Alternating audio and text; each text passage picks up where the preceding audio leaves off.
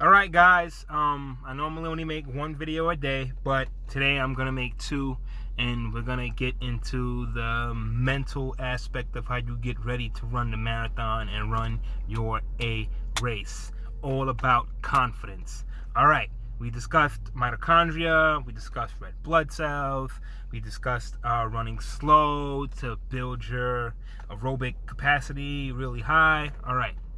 Now we got to discuss the mental aspect of this marathon, how to run your A race. All right, we did all, told you what I eat the day before, the night before, the morning of, supplements I take during the race. All right, now, there's a famous football player. He's retired. He's a Hall of Famer. His name is Deion Sanders. Some of you may know him as Prime Time or Neon Deion. Now, Deion Sanders used to wear like a bandana on his head when he played. Or when he was practicing, he didn't have a helmet on, or sometimes he'd have a bandana on. When he played, he had like a bandana around his neck, gold chains. He was like really flashy. He had this quote. I'm going to give you like part of the quote. If you look good, you feel good. And if you feel good, you play good. Now, when we run marathons, we don't play, we run. So me personally, I like to look good when I'm racing. It just makes me feel good that like, I'm the man. Look at me. I'm stylish and fly. It puts me in like a really good mindset of getting ready to go run at my A race. A lot of times it works. Sometimes it doesn't. But it does help me. Also, with running a marathon, a lot of people get in their head, oh my God, I'm so nervous. I'm so nervous. I'm like, I'm running New York City. I'm running a world major or whatever. 20,000, 30, 40,000, 50,000. It's no different than running a small hometown marathon with 500 people. It's literally no difference. Size of the crowd, that doesn't matter. The people running the race, it doesn't matter.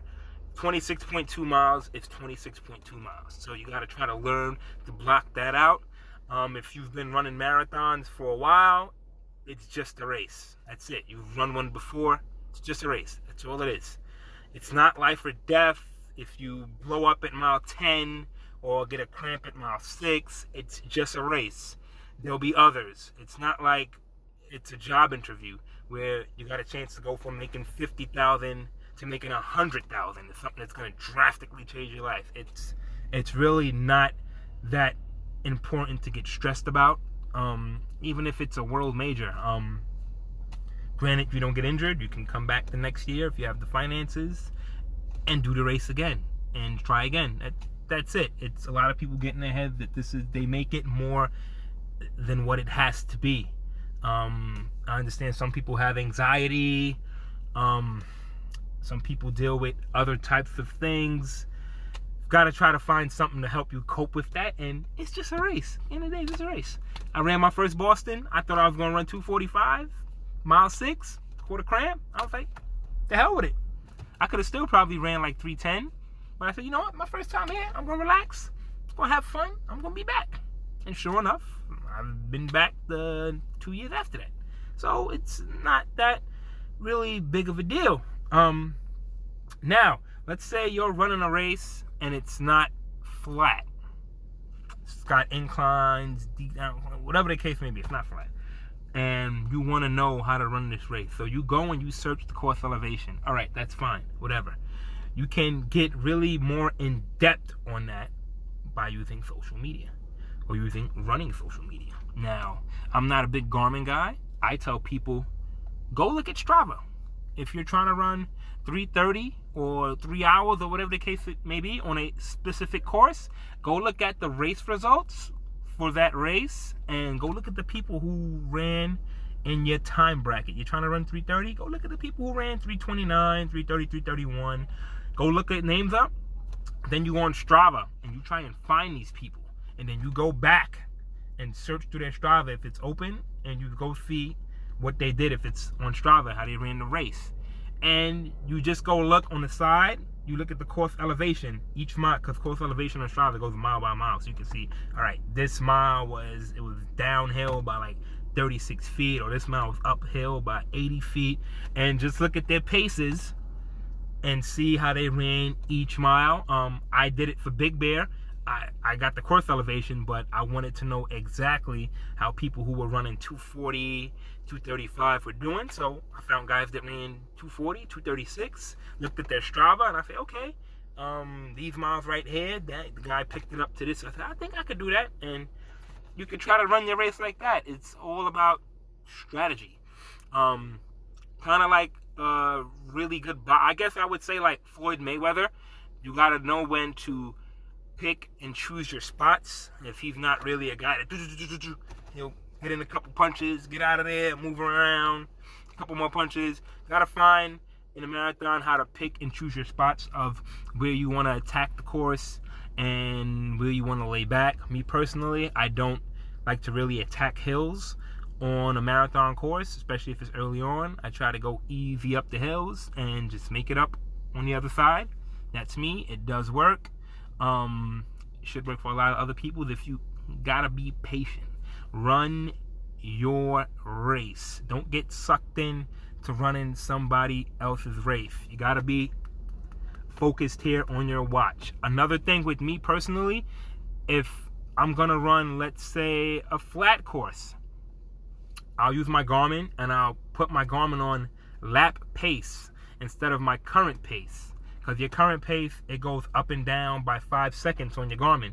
If you put it on lap pace, it's going to give you the projected pace for that lap. So if you have to run a 7-minute mile, you just keep your lap pace 6:58, 7:02, 6:59. You keep it right there. 2 seconds slower, 2 seconds faster. And when you kind of get towards the end of the mile with like a tenth of a mile left, you kind of just, if you got to slow down, just a pinch, slow down to get to 7 minutes. So you got to pick it up a pinch and you keep it there. That's how I run my marathons. I use lap pace, not current pace. And after that mile is over, it'll reset to the next mile. Now, also about pacing with a marathon. Marathons are 26.2 miles. However, on your Garmin, you will get usually anywhere from most marathons, 26.35 to 26.45. So me, I play the course as being 26.4. Or, even better, what you can do is, whatever marathon you're running, go back on Strava and you find somebody who ran the marathon and look what they got on their Garmin or their Sunto or whatever the heck. But usually it tells you what watch they used. So if they had a Garmin, all right, this person got 26.42. Then you go look at another person. They got 26.39. This person 24.45. So you know like what the race is going to kind of give you. So there's no surprises. Now, if it's like 26.4, you're going to have to try to run about 5 seconds faster. Depending on your pace, if you're like a little slower, you might have to run 7 seconds faster per mile. The faster you are, the less fast you have to run per mile to make up for that extra almost 2/10 of a mile on your watch. Very, very, very important, as you will see that people will assume a marathon is 26.2, and when they get to 26.2 in their watch and the finish line is a quarter mile ahead of them, they think, oh my God, what happened? I'm going to miss my goal pace by 2 minutes or 3 minutes. So that's very, very, very important. I learned that the hard way. The first time I ever paced a marathon was pacing 3:15, and I was going off of my Garmin, assuming the course was 26.2, and every time I'd get to the mile marker, the watch would go off like 5 seconds before it for the mile, and then I would hit the mile marker like 5 seconds later. I get halfway into the marathon, and I'm behind pace by almost a minute. Luckily, my whole crew, they died off already, so I was by myself for the back half, and I picked up the pace and I made it up.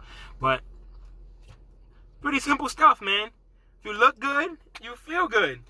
When you feel good, you run good. Most of the time. That's just me. It works for me. It's little psychological things to try to help you, you know, get over your anxiety or your nervousness that you might have about a marathon. It's just a race. That's it. Just a race. Nothing more, nothing less. If you run a few of them, it's just another marathon. That's it. Whether it's 50,000 people out there or 500 people out there. That's it. If you take it, it's just a race. If it's your first marathon, I understand that you would be a little bit nervous. But again, you're not going for a job interview where you can go from 50,000 to 100,000 or 75,000, which is a lot more important than just running 26.2 miles. That's it. Thank you guys. That's going to be the second video for the day. This is 10 minutes. I'll definitely have something tomorrow for you guys as well. I'm loving the way that this channel is going. Thank you guys, and you have a rest of good afternoon, good night, good evening. Peace.